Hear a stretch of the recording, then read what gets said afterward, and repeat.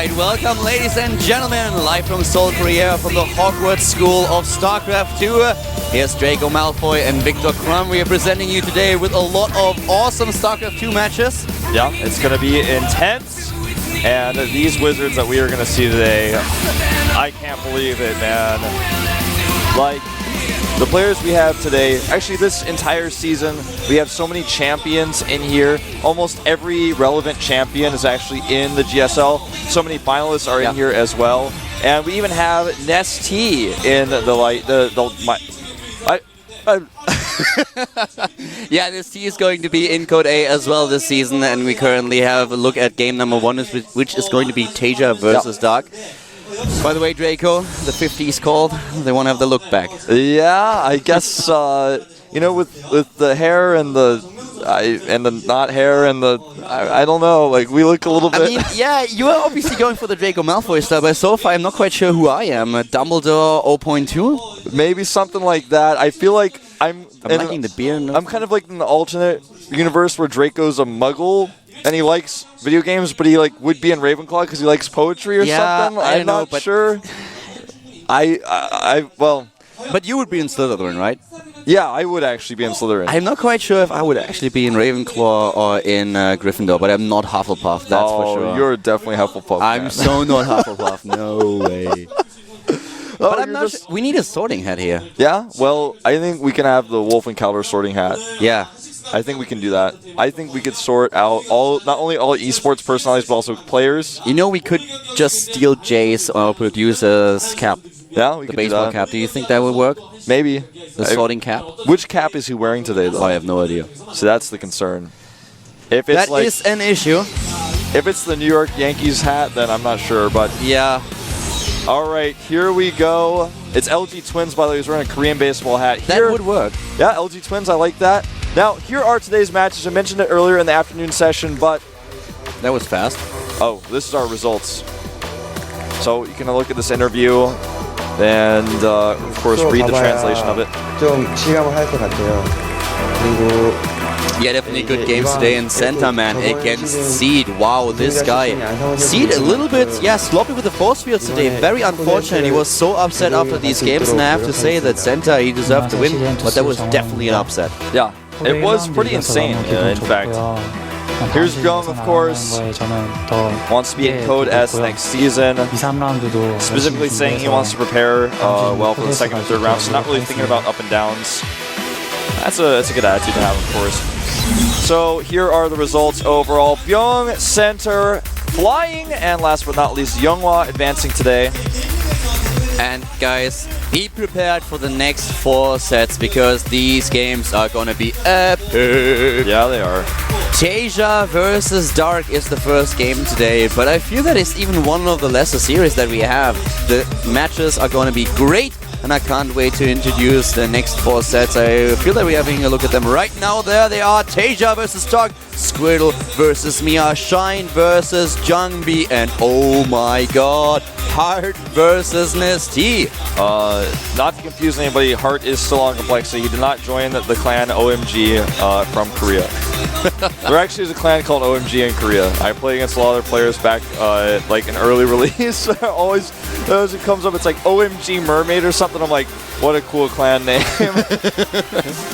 Well, to the right side, all these players come from the brackets, from the Code A qualifier. Dark, Mia, Jungbi, and Nestea. Yes, Nestea was out of Code A. He was in Code B. He won his qualifier grid, and now he's up against Heart. This is actually Code... I said it before, but I have to say it again. Code A is the new Code S. It basically is. What does that make Code S?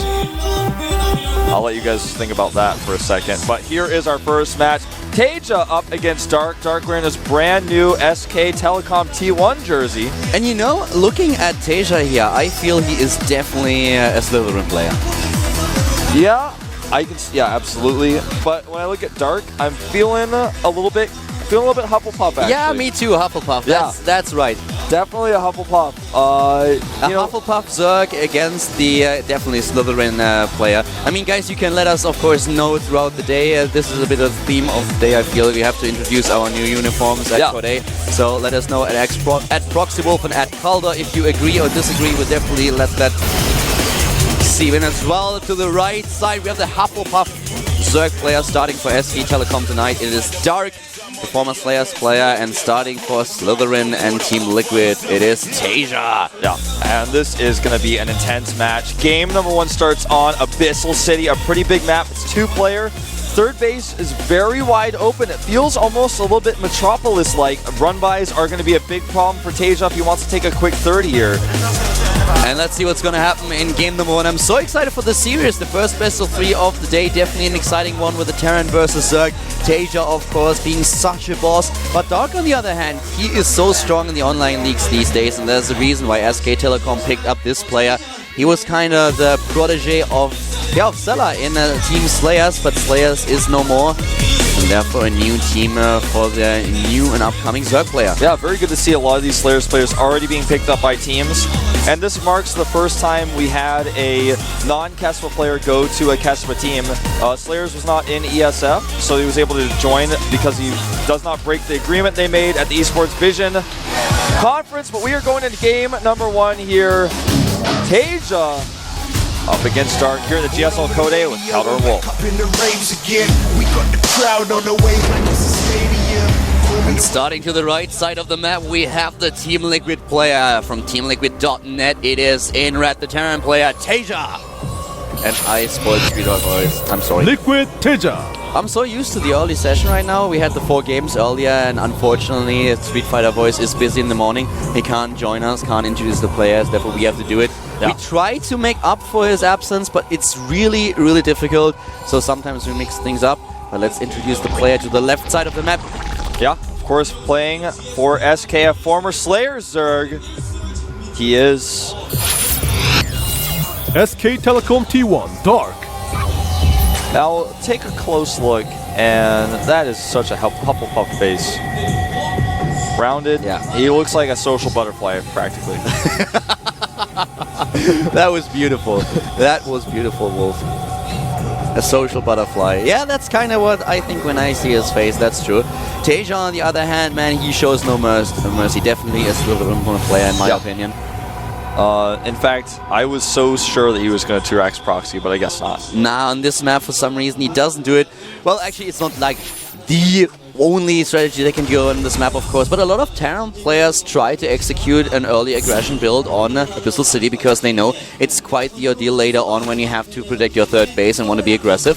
But TaeJa is mixing things up with well, he starts with the command center first here. Dark scouts it immediately, can't do anything about it, but at least he's in the know. He could actually start with a double hatch before pool here if he wanted to. If he wants to, he's making another drone right now. I kind of doubt it, but still, it's an option. On this map, it's a little bit far away, but you're right, it is certainly an option. He's going to have to use Halt command here a little bit to chase that drone away. Really nice micro by Dark, actually just putting the pressure on here. Uh-oh, he's going to lose it if he doesn't pull it. That was close. But Dark, with his early scout, gets a lot of useful information. He does decide to go pool before double hatch, but getting this information about the command center first is nice. Plus, whether or not TaeJa wanted to put the command center on the low ground with the drones there, he can't, because the drone's just going to block him over and over and over again. He's not going to be able to put it where he wants to, so he just decides to wall with it, and that gives Dark a huge advantage economy-wise. Dark is online a real boss these days. He did so well at the NASL, and currently, when we just look at these matches against Terran players, he won against Ganzi, he took down Strelok, both of those at the NASL, which I just mentioned, and he was also very successful in the Iron Squid Korean qualifier. Took out players like the STC, TSL Punisher, and Beastie Cutie. Was also successful against Snow in the preliminaries to advance to this game. So against Terran, really strong. Yep. TaeJa, on the other hand, I mean, he's TaeJa. He's TaeJa. A lot of people were really shocked in fact that he remains still here in Code A.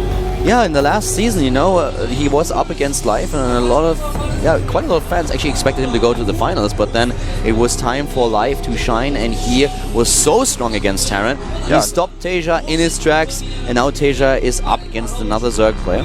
No shame in losing to the player who wins it all. Yeah, and no shame in losing to Life. His timings are really extraordinarily. He is just amazing. The StarTale player, so strong. And well, Dark starting things off with a speed upgrade here. He's not trying to play too greedy with focusing on 3 bases, going into queens, and then just defending with them. He wants to have speed to defend against Hellion, to poke a little bit. Yeah, and I think that, I mean, we're basically just going to see a transition into a normal game. One thing to note here from Dark, though, is he is continuing mining with his gas, despite the fact that he already started his metabolic boost forever ago. He's already up to now 132 gas. He may be planning some shenanigans here. Yeah, either going for a tech very soon, but with the drone now moving out and him apparently attempting to take a third base. He can't wait a second. He doesn't send the drone over. He had a lot of minerals just a few seconds ago. Spend it with drones. He keeps making a lot of overlords a little bit early as well, timing those out a little bit earlier than I would have expected him to. But no tech whatsoever. No lair, no Baneling Nest, no Roach Warren. He has so much gas. He has 220 gas. It almost begs the question, did he forget to pull out? I doubt it, to be honest with you. That's one of these things that you realize immediately, but look how he's droning. Yeah, he's droning like crazy. All those minerals go straight into drones. Now there's the tech. It starts to feel like maybe he's going to add 2 evolution chambers right now. No, he gets the gas first. I rather think he's going to take a lot of gas now and might even try to head in. Well, 3-base Muto style at this point, I kind of doubt that's what he's trying to do, but it looks a little bit like it. He could have teched a bit earlier. He has still a lot of gas available. He's completely relying now on the few Zerglings that he has on the map. Well, 2 in total and 3 queens. He really needs a defense here. Yeah, I mean, the third base is uncontested. He has gas in his main base. It could definitely be, and I think it will be a Mutalisk play, Yeah, I mean, otherwise we would have seen evolution chambers already, I feel, at the very least. Now there's 2 coming down, and there's the Baneling Nest.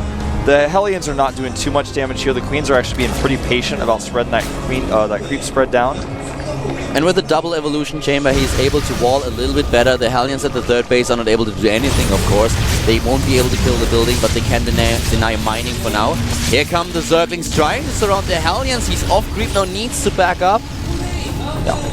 But yeah, the tech choice, so far we don't see an Infestation Beam, we don't see the Spire, but there it is, Spire tech, Baneling is nearly completed, and 1-1 going into Mutaling Baneling. Yeah, he's going into Mutaling Baneling here, and this is great for this map because when you go for a third base, for example, when TaeJa wants to grab onto that, he's going to have to fortify that really well, and he's going to need siege tanks to defend against a big push that Dark may put out. This is something we've seen really popular on these newer, bigger maps where you've got the third base so far away for a Terran. There's the double eBay going down for TaeJa, meaning that he's actually pretty significantly behind in upgrades, considering that Dark is already about 20% done with his. That Spire is now getting about 66% done, and I have to feel a little bit worried for TaeJa. Will he actually see what's coming? Well, I feel on a map like this, you kind of expect that your opponent might go Mutalisk. You will be a little bit more aware of that threat because it's just a map where Mutalisks work really well. There are a lot of high and low ground positions, and with a very mobile force, you can hit all these 3 bases. So TaeJa is already building a Viking that will help him to zone Mutalisks out a little bit. Is of course more designed to kill the Overlords that are surrounding the area. But if he builds 1 or 2 missile turrets, he can use the missile turrets as a defense and the Viking to zone out the air units of his opponent if they get too close. Very true. And the Viking may, in fact, be the first thing that spots the Mutalisk because he's going to want to neutralize that Viking. He's going to want before that to, of course, stop this drop. Dark has seen it way in advance. The Hellions are actually here to support from the low ground. He may even elevate those, and the Banelings do not have speed yet. It's going to be very hard against this many Marines. I don't think he has enough Banelings just yet. This looks like an awesome attack by TaeJa. He's doing a lot of damage here already and taking down the Banelings 1 by 1. Nice pickups. Really great job by TaeJa. But now the Banelings hit. Here come the Mutalisks trying to close the distance, but still. Yeah, well great done scan here by TaeJa. He's even going to clear some of this creep. This attack is really nicely executed. You want to force the creep back. This is like one of the most important things for a Zerg player, and Dark did a good job so far. TaeJa really wants to kill those tumors. He put on aggression in the main base, he picked up Banelings, he took down, I think, even a Queen, low Zerglings as well, and now the creep tumors are gone. So far, TaeJa is playing a decent game here. Yeah, you're right, and he totally, he found that pocket, and he used it. He used the Hellions on the low ground to support. And no matter what, if he needs to pull out and drop on the low ground, the Hellions are going to be able to support there too. If he attacks to try to kill the Hellions, he can run the Hellions away. Then he kills the creep on the way out. it was like going through the drive-through at Taco Bell or something. You get in, you get out really easy. It doesn't even cost you that much. Yeah, that's usually the case, but the problem with the drive-thru is always you end up with the wrong stuff, don't you? Yeah, I hate that. Yeah, that's always such that guy. a big problem. I asked for the fire sauce, and he didn't give it to me. I'm really pissed. And then you sit there at that moment. You decide, do I go back or not? And eventually you just say, no, I'm not going to go back. It's fine. I've got some sauce in my house. Yeah, Tasteless yesterday in Shanghai asked for mustard sauce for his burger, and he just didn't get it. He has to ask like 5 times. But well, in this game now, we have a significant lead in the upgrades for Dark, who's still poking with the Mutalisk at the 3rd. TaeJa is securing himself this base. Dark trying to expand again into a 4th, but the upgrades for the Zerg player are really great here. Even though TaeJa now starts 2-2 immediately after 1-1 finishes, losing the Hellions here is of course a big deal. Yeah, you know, the Hellions are always good to have on the Watchtower like that, but that's another reason why Meteos are great in this matchup. Even if you don't really commit to them, you know, you keep 10 on the map right now like Dark has. They shut down drops, they shut down Watchtowers, and they threaten siege tanks and dropships. If you have some units sticking out on the edge, Dark's going to find him, he's going to kill him, and that's going to give him a slight edge. TaeJa has to be very careful, very defensive against the small group of Mutalisks. I like how Dark approaches this match right now. TaeJa with an amazing macro game, I have to say. So he's really playing very defensive, but he's just making sure that he doesn't miss a beat. Dark, on the other hand, going for the armor upgrade for his Mutalisks right now, which will help him a lot against potential Thors, also against turrets. And talking about the turrets, you can see really that TaeJa heavily built these turrets in the main base to make sure that the Mutalisk cannot just hit him. You know what? Right now, there are a total, let me give you guys 2 very important numbers. There are 88 drones, now 87 as he made 1 structure, and 134 Zerglings on the map. That is insane. He just added about 20 Banelings into the mix as well, but no Infestors until just now. He added the Infestation Pit.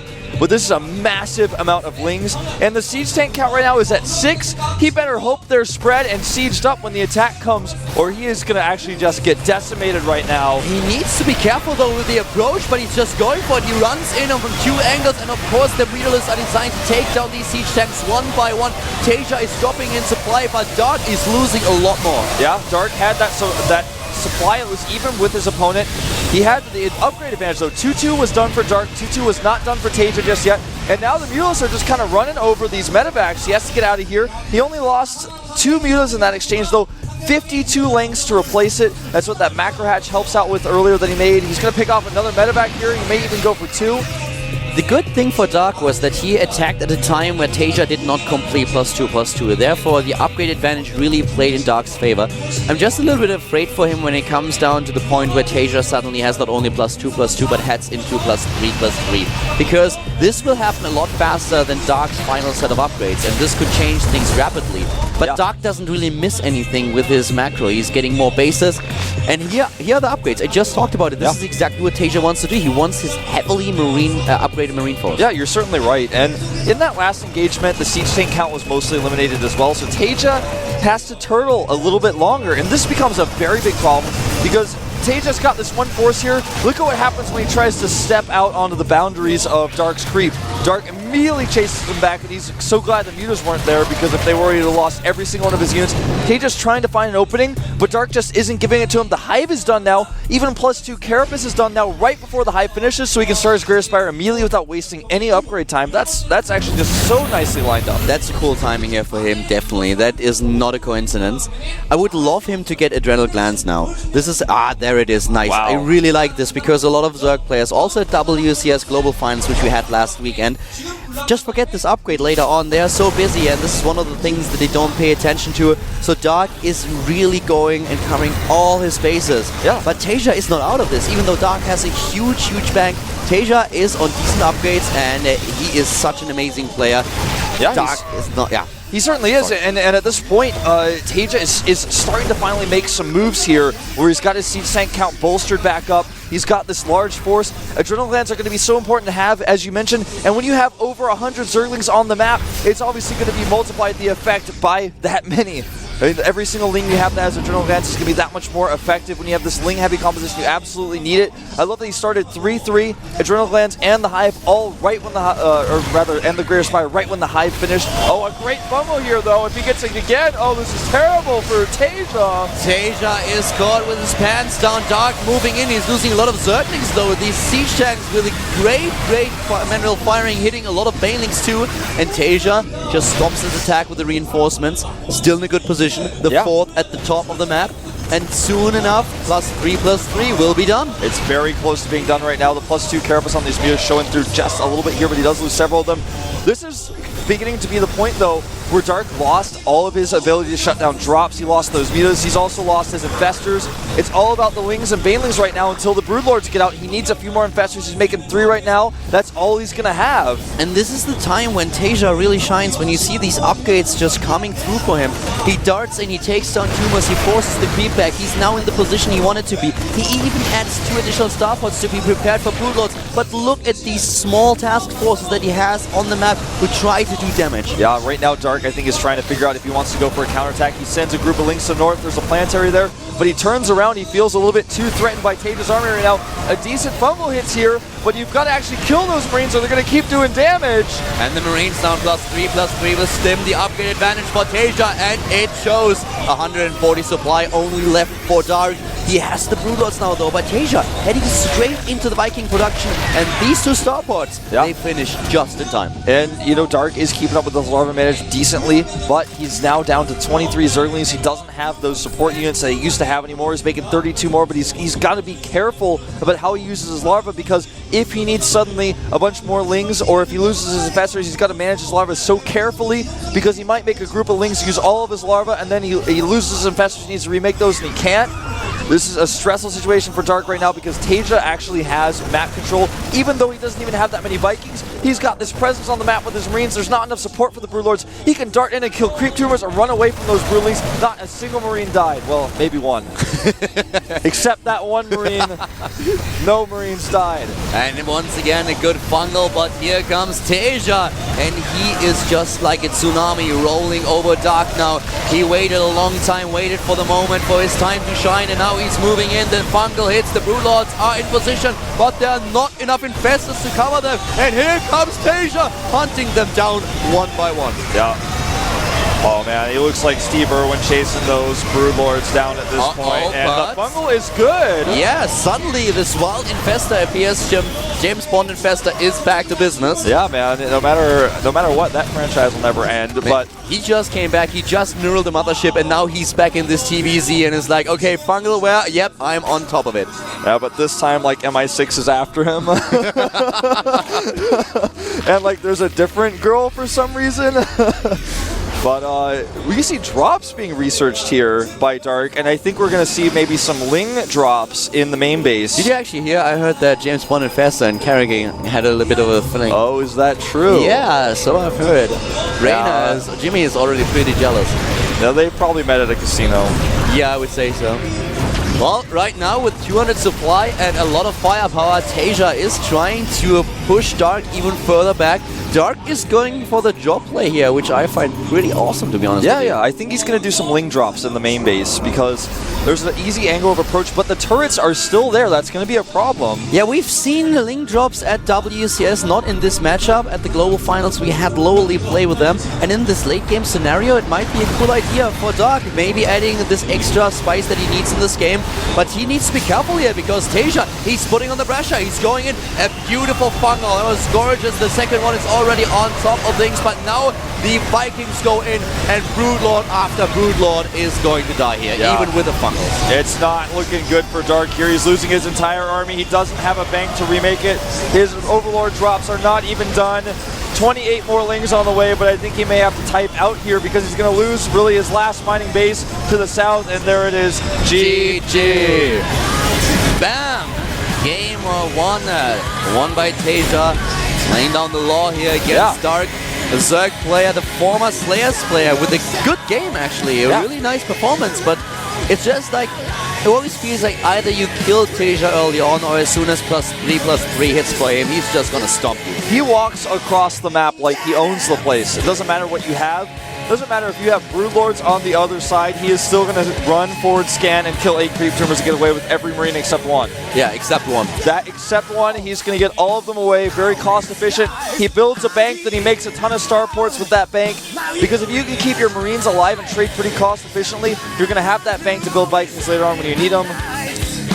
Dark has to come up with a solution. Antigua Shipyard is the map, and this is a map where a lot of Zerg players are still a little bit uncomfortable. We have players like Lenok who really like this map. They have certain strategies that we will talk about very soon. First of all, we have to wait for TaeJa to get ready, but there they are. Yeah, and this map is a map where so many Zerg players have been trying to get Broodlords on 3 base and then take the 4th using the Broodlords to control it. But I feel like that style, if you can pick it out as a Terran player, is a little bit predictable. A Terran can take bases that are hidden as long as he defends them well. And then it's pretty easy to build a bank and deal with the Broodlords yourself, because the Zerg, if the Zerg waits that long, it's a pretty passive game for the Zerg. Yeah, it's true. And man, you just see TaeJa trying to warm his hands here. We need the hot packs back at the GSL. It's this time of the year. It's getting really chilly. We came out of the plane this morning from China, guys, and we were in Hong Kong just a week ago. And Hong Kong is so warm, so awesome. Korea, it's getting really, really cold. Winter is coming. Dark wings, dark words. But here we are in game number 2 between TaeJa and Dark at the GSL Code A. Who's gonna go to round 2? Who is gonna drop down in Code B?